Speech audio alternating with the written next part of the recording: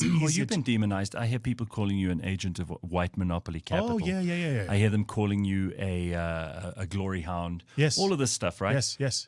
Because you have the temerity to speak up. And of course, this is something that I also have to be clear. Like, it's not something white people pick up as much as black people. God forbid, as a black person, you should have independent thoughts or ideas that don't conform to the majority point of view. And you are like, your head's so far above that parapet wall in some people's opinion that you should have been cut down long ago. Where does that come from, and how do you get up in the morning and decide that you're just going to carry on being Vusi Thembekwayo despite what comes at you? Yeah, I mean, there's, such bullshit, really. Yeah, and one of the things it took me a long time, but once I started getting caricatured, then I understood what was going on. I thought I thought initially that the opposition was earnest. I thought it was like, okay, so we have a different point of view. Good faith argument. A good faith argument. As a trained public speaker and debater, I'm happy to have a discussion with you and convince you of my point of view. But one of the things you learn in public speaking and debate is once somebody caricatures you, there's no more good faith in that discussion. It means they're not listening to hear what you want to say. They have framed an archetype of who they think you are, and it doesn't matter what you have to say. They're going to fit it into the archetype. Once that started happening, I was like, oh, this is a joke for you guys. Oh, well, then I'm not going to entertain it, right? Because I've got a serious life. I don't have time for jokes. You are right, though, that what happens is it's like, I call it the monopoly of black, right? There's this monopolized idea of what it means to be a black person in contemporary South Africa. And there's this checklist, and you must tick it every day.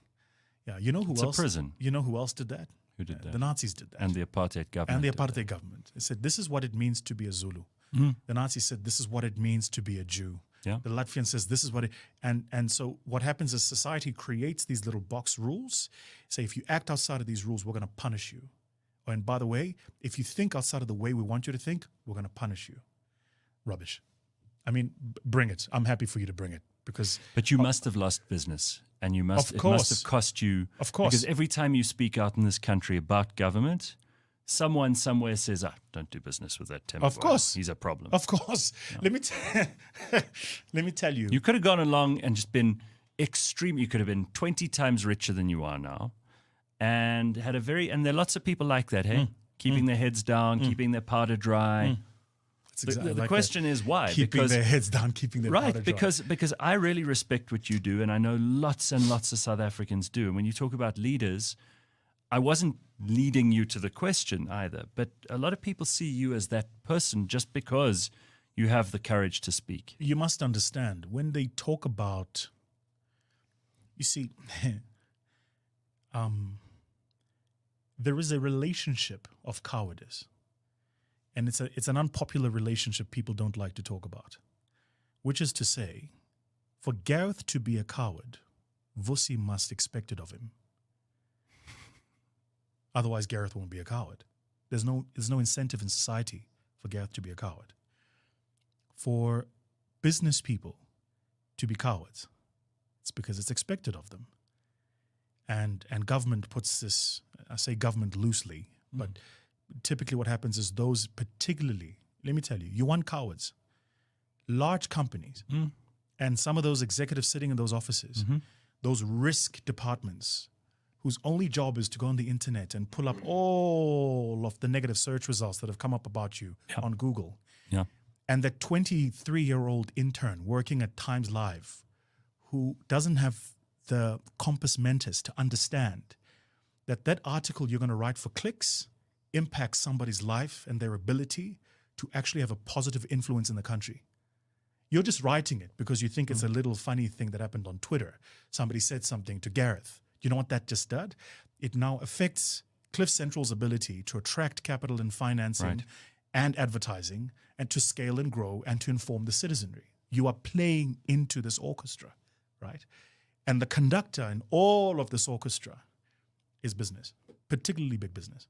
This is why do you think they keep coming out and saying, we have a plan to save South Africa? Every year they come out with a new plan and a new hope and a new pact. And they've met with the president and they've signed it. And there's a 10-point plan. Every year Read it every year, and it's exactly the same. And it's the same businesses, same business leaders, and there's a signatory, and there's signatures going around. The same ones who'll bend over and take the NHI. Exactly. But then they turn around, and in private they go, this is bad. Oh no, at their braais.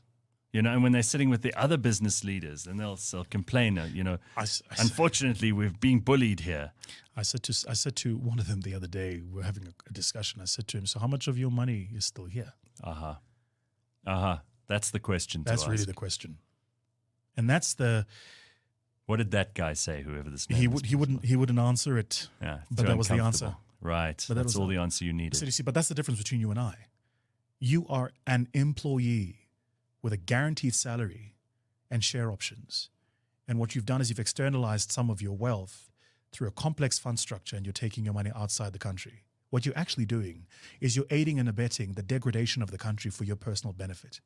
And you have the unmitigating temerity to tell me that I must get involved and sign a pact of business leaders to support the country. Or be quiet and not criticize so much. What are you talking about? How do you think? I don't understand, man. Did people not go to school? How do you think genocides happen? They happen because people keep quiet. Oh. Now, whether it's the mass murder of people, right? Or it's the mismanagement of a country at scale. It's the same thing. It still costs lives. And it requires of you to keep quiet. That's what it requires.